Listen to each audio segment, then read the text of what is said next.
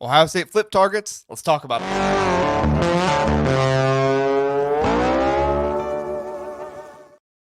We are not in flip season right now. We are in commitment season right now. You're seeing the commitment graphics fly all over social media. Hayes Fawcett or Facet, however you pronounce his name, I don't know. He has been busier than ever, just grinding with the graphics, going crazy. And right now, Ohio State has had a few players commit to other places that I believe and have heard pretty strong rumors that Ohio State is going to continue to go after these players. So Ohio State has 5 players that I believe they're going to continue to go after in the long run. I can't promise they're going to go after each and every one of them until signing day because there's a whole lot of different factors that comes into, trying to flip a player. I mean, if that player has just completely ghosted you and they're not giving you the time of day anymore, I mean, the Ohio State coaches know how to take a hint, right? They might still try to have a connection there, try to do something, but at the end of the day, I mean, any one of these recruits can just completely turn off their phone, block the number, and say, "No, I'm not talking to Brian Hartline anymore, or I'm not talking to Coach Locke anymore," or something like that. So I have 5 players that I think Ohio State is going to go deep into trying to flip this season. Like I said, can't guarantee they'll go all the way to signing day with each and every one of them, but I would not be surprised if we're talking about 4 or 5, maybe every single one of these guys on signing day saying he could flip, or hey, we got this guy to flip earlier and now he's committed to Ohio State. He's about to sign. Spoiler alert, Trey McNutt is not on this list. Trey McNutt commits later today. I don't think it'll be with Ohio State. I don't think anybody truly knows where he's going. Oregon seems a little confident about what's going on there, but at the end of the day, I don't think he is going to be committing to Ohio State. Ohio State, of course, wants to get that visit later on, but I'll believe it when I see it. So these are 5 flip targets that are not Trey McNutt that I think we need to look at. So, and no order here. Like, I'm not giving you an order saying these guys are most likely to flip, up at 1, least likely to flip at 5. I'm going to give you a percentage of how likely I think each guy's is. None of them are going to exceed 50% because I don't think we have a strong enough lean with any of these guys just yet to think, oh, yeah, it's just a matter of time before they flip to Ohio State.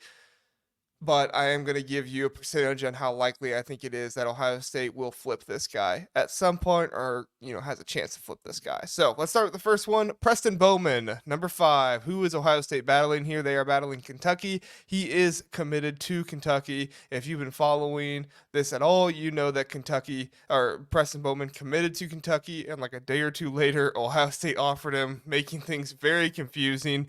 Preston Bowman is slept on in the rankings. Okay, in the 24/7 composite, he is number 1,309. I mean, that's like Bodpen Miller numbers. The number 189 wide receiver, the number 55 player in Ohio. The site that has him the best is 24/7, and they have him as the number 141 wide receiver and the number 38 player in Ohio. And then the site that has him the lowest is the site that literally doesn't even have him ranked. They're on his website. He is on their website, but they literally, it's like dash dash dash. They don't even have a ranking. They don't have a rating for this guy. Props to ESPN and Rivals. At least they have a rating. But Preston Bowman has no rating or anything like that from On3. So as we know, that really kills the 24/7 composite in this case. But 24/7's not super high on him anyway. So it's not like, they have anything to do with that there. What are the Buckeyes' chances here? I'm going to give the Buckeyes a 40% chance, and that's really, really high because I truly think that Bowman has a strong connection with Ohio State. If you read any of the story or if you've heard any of the rumors, Preston Bowman, I mean, it's a very sad story. I mean, our hearts go out to Preston Bowman and what happened here, but one of his best friends died. On his hospital bed, I mean, like, it was him and his best friend's dream that they would get offers to Ohio State together. And so while he was next to his friend's deathbed, he was telling him, like, I promise I'm going to get that offer. I promise I'm going to get that offer. So Ohio State, definitely someplace that he has a strong desire to go to, not just his own, but also, I mean, being next to your best friend as they're on their deathbed. That's super impactful, super emotional for anybody, not just a 17-year-old kid, for anybody, right? The rumors are that his mom works at Ohio State. I can't confirm if she does or like what role she has, but that's a rumor. So if that's true, I mean, that's even more stuff there that is probably going to happen. I'm sure there's somebody out there that is close to somebody at Ohio State, or, has a friend that works in the same office as her as Ohio State that can confirm that.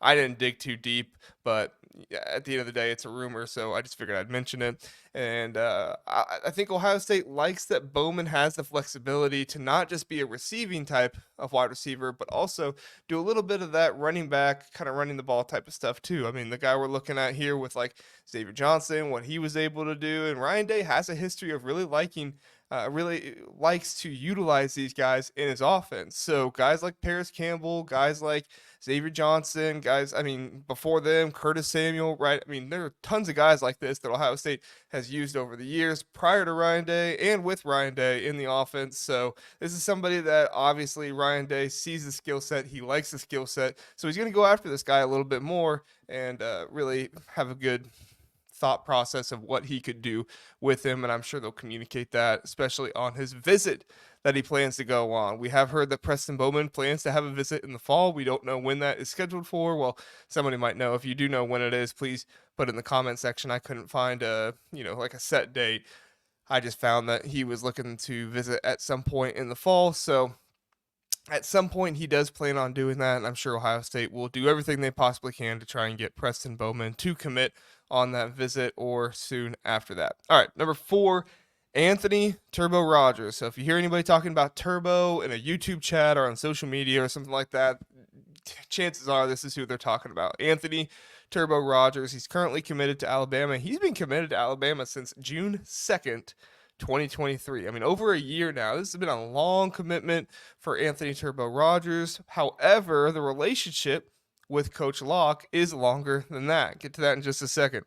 The 24/7 composite has him nationally ranked at 110th, the number 6 running back in the nation, the number 8 player in Alabama. ESPN is the highest on him. I really don't like to reference ESPN ratings, but I try to go with the best rating, the lowest rating here, just so that way people can get a good idea. ESPN has him as a top 100 player at number 98, the number 4 running back, and the number 9 player in Alabama. On3 has him the absolute lowest at number 213, the 16th running back, and the number 9 player in Alabama. So On3 very, very low on him here in this instance. I would give the Buckeyes about a 15% chance of flipping Anthony Turbo Rogers. I mean, this has been a long time that he's been committed to Alabama. Now, Ohio State was nowhere near this recruitment until Coach Locke got there. Coach Locke offered, I think it was January. I didn't write it down. I think it was January of 2023. He offered Anthony Turbo Rogers when he was at Oregon, and he has a long relationship with Anthony Turbo Rogers. Something else that helps there is that Turbo also played with Quinshon Judkins when he was a freshman All-American, by the way, or freshman award, something like that.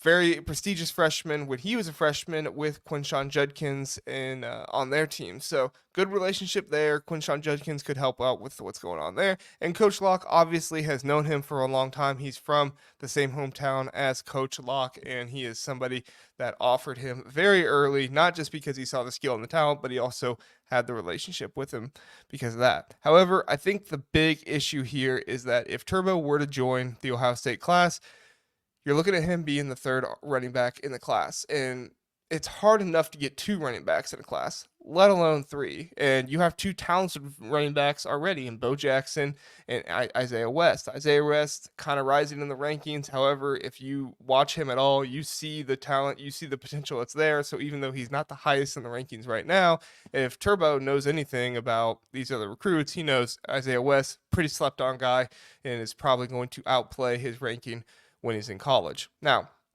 Alabama, Turbo is the only running back they have in their 2025 class so far, and they only had 2 running backs, both rated lower than Turbo in their 2024 class. So Turbo comes in, but the most likely freshman to be able to make something happen. They do have a 5-star on their roster who is a junior this year, in Justice Hayes, so that could impact things a little bit. However, or maybe it's a sophomore.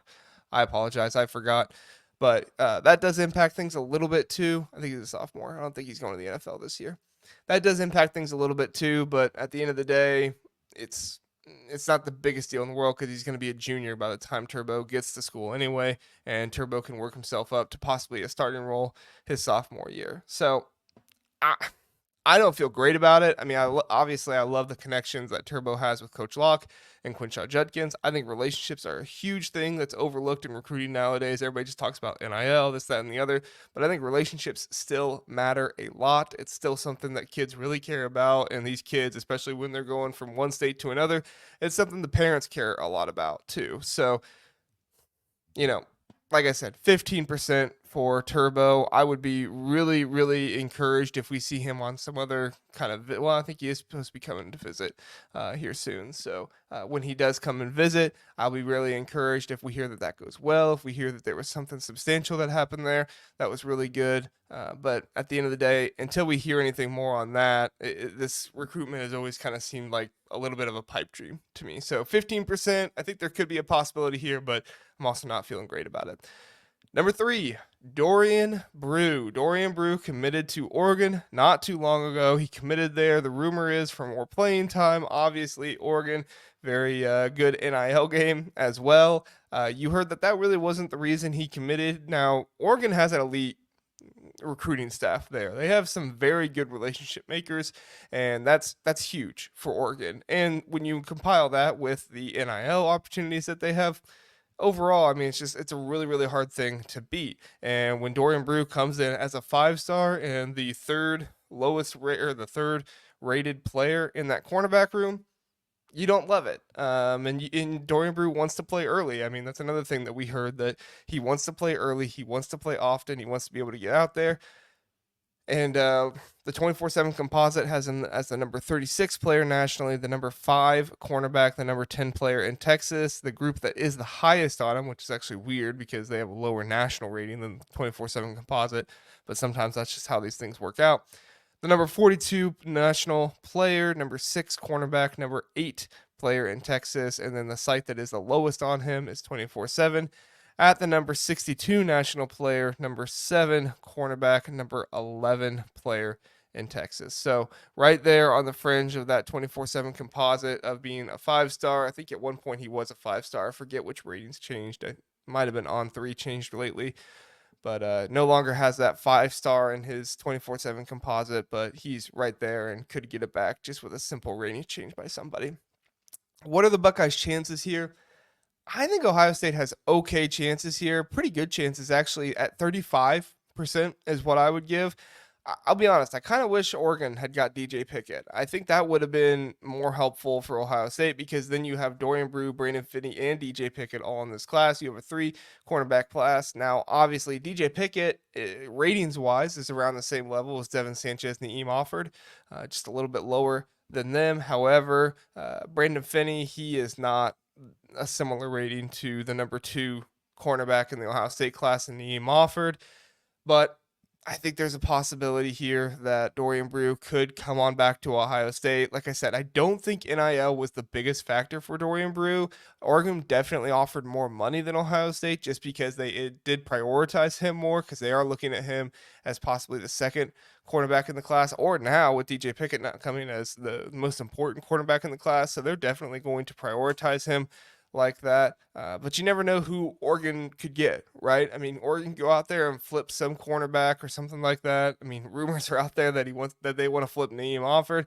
I addressed that in another video. I don't think it's going to happen, but they're going to be out there. They're going to be looking for guys, and they're always going to try to out recruit their other guys, and that's just the game. I mean, that's what it is in college football. So yeah, like I said, 35% chance.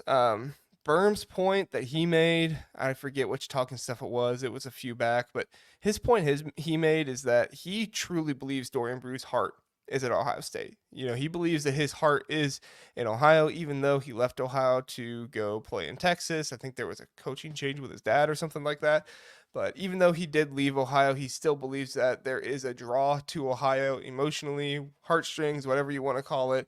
But it just made more sense to go to Oregon because of playing time. And so if he's looking at things rationally with his mind instead of trying to, make a emotional decision with his heart, he's saying Oregon seems like the better place.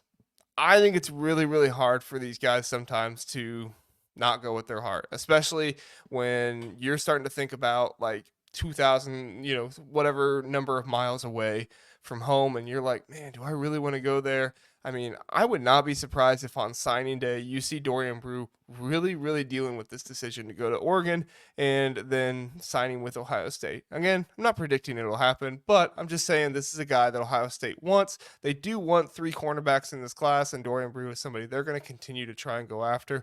And like I said, unless Dorian Brew just turns his phone off and just stops listening to Ohio State at all, I think Ohio State's going to continue to go after him. And I wouldn't be surprised if Ohio State does get him to come on campus at some point this fall. There's currently nothing scheduled, but there's always the possibility of that happening.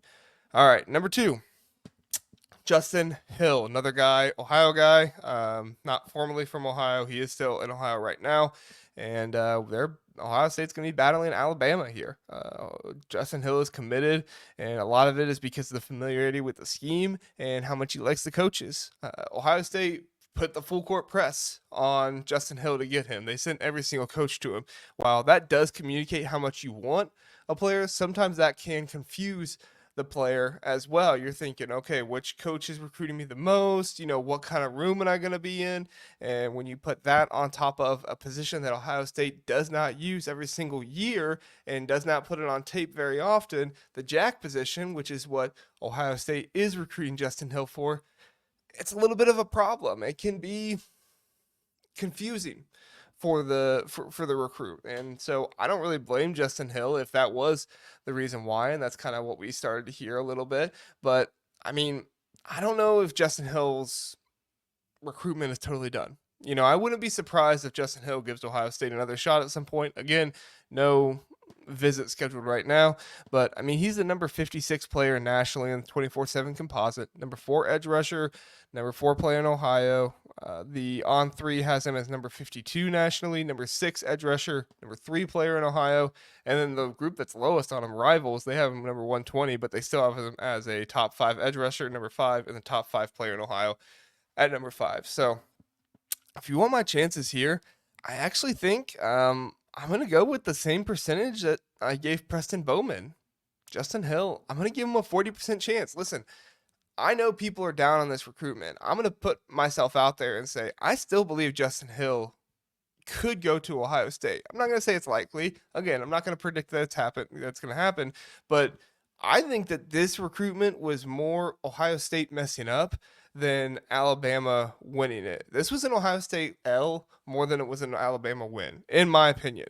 So if Ohio State can do the things they need to do to show Justin Hill that he is a priority and to make him feel more comfortable, I could totally see a flip at some point during the season or at some point at the end of the season as we're leading up to signing day. All right. And you're going to call me crazy. You're going to say, JR, he chose Alabama. Get over it. I'm have Alabama fans here in the comments saying, why are you crying? But just look at it. Okay. Kalen DeBoer has had one linebacker drafted in his 9 years as a head coach. Now, I am including his years as at an NAIA program. Obviously, he's not going to be able to get players drafted as easily there, but still, 9 years as a head coach. He spent 4 years in FBS right now.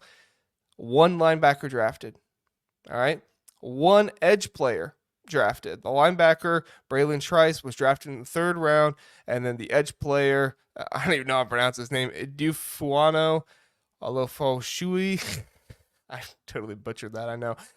He was an edge drafted in round 5. So, I mean, Kalen DeBoer doesn't have a great track record with getting defensive players drafted. And quite frankly, players overall. I mean, as an FBS college football head coach, I'm not talking about NAIA here. I'm talking about FBS, Fresno State and Washington.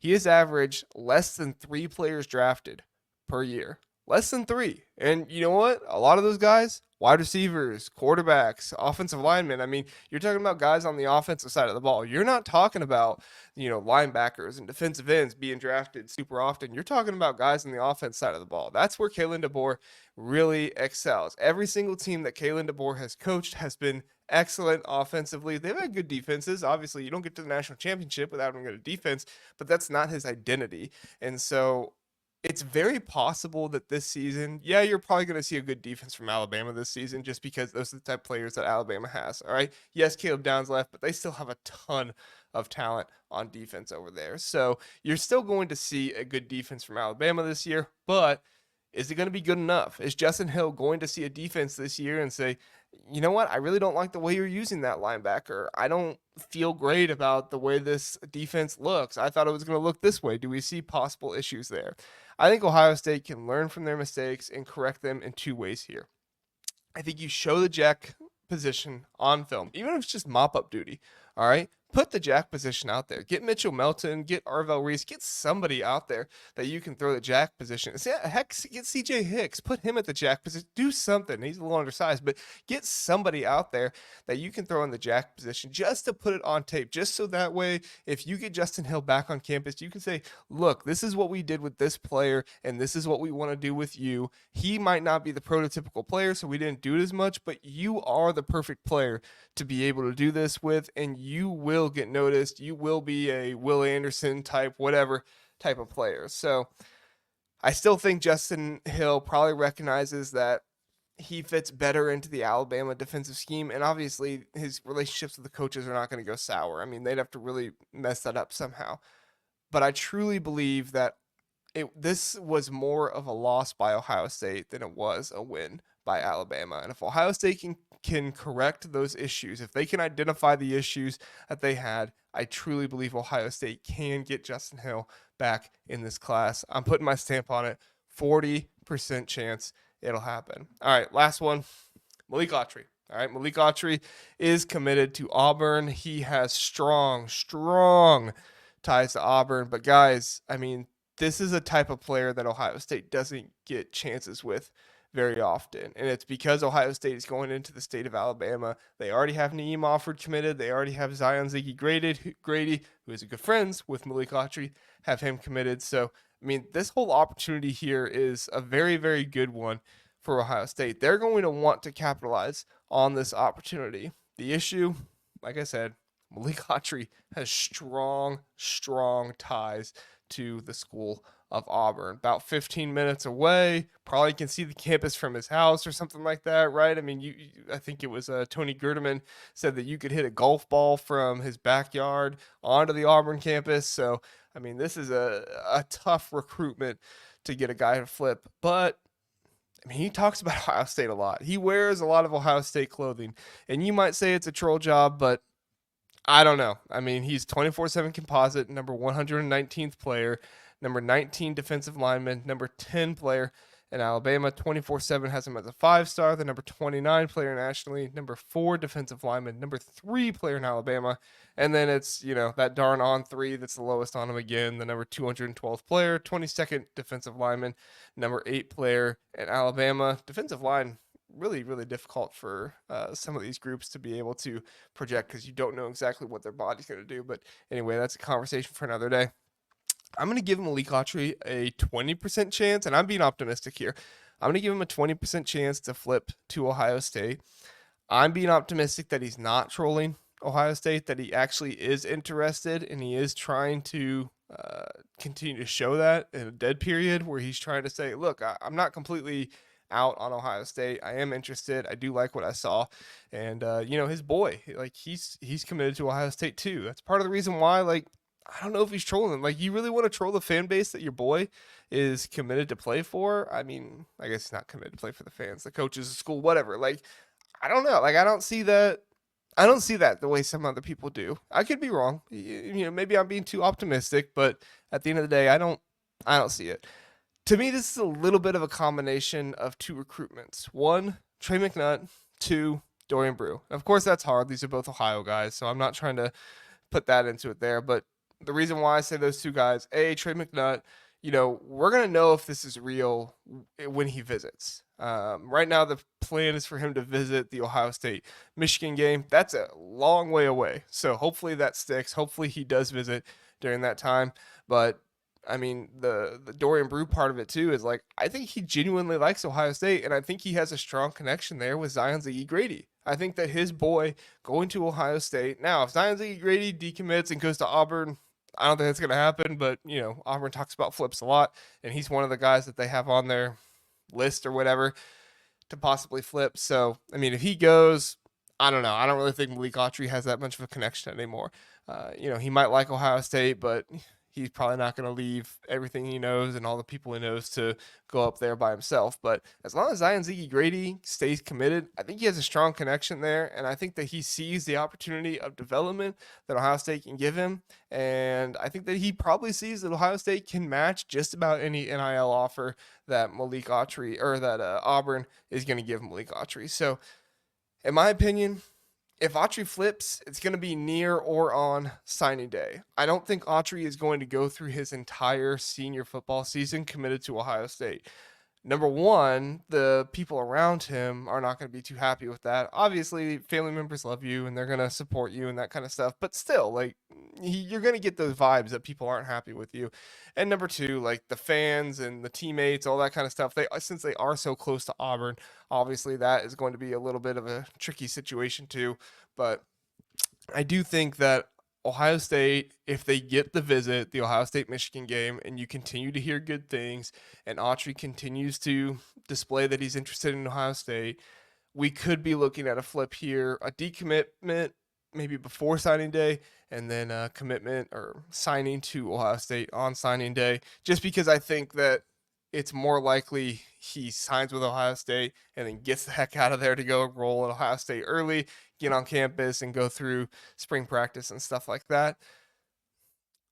Like I said, probably more likely that's going to happen rather than him going to say here in the next few weeks, I'm decommitting from Auburn. I just don't think it's likely with the way that things are set up with his family. So 5 guys we'll go through real fast again. Preston Bowman, Anthony Turbo Rogers, Dorian Brew, Justin Hill, Malik Autry. Please do like and subscribe. We appreciate it. If you have any thoughts on any of these guys, please let me know in the comments. I try to interact with you guys as much as I can in the comments. I do appreciate you guys putting messages there and stuff. If you think, JR, you're way off. Malik Autry, 50%, like total battle between Ohio State and Auburn, or if you're like, JR, you're really way too high on Justin Hill. He's not coming to Ohio State. He's locked in with Alabama. There's no competition there. Let me know. I'd love to hear what you guys think. And I do appreciate you watching. So have a good one, everybody.